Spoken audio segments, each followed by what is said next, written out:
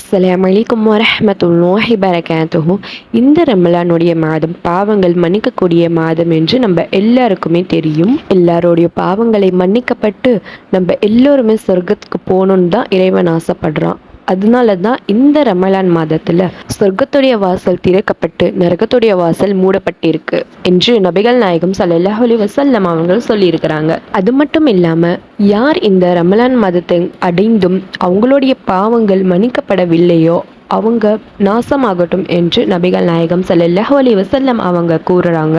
அஸ்தக்ஃபிருல்லாஹ்.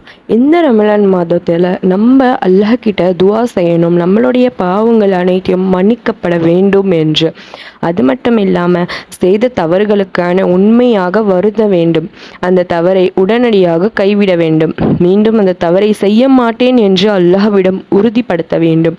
இன்ஷா அல்லாஹ் இந்த ரமலான் மாதத்தில் நம்ம அனைவர்களுக்காகவும் துவா செய்வோம். இன்ஷா அல்லாஹ் அனைவரையும் துவாவையும் அல்லாஹ் கபூல் செய்வானாக. அஸ்ஸலாமு அலைக்கும் வரஹ்மத்துல்லாஹி பரகாத்துஹு.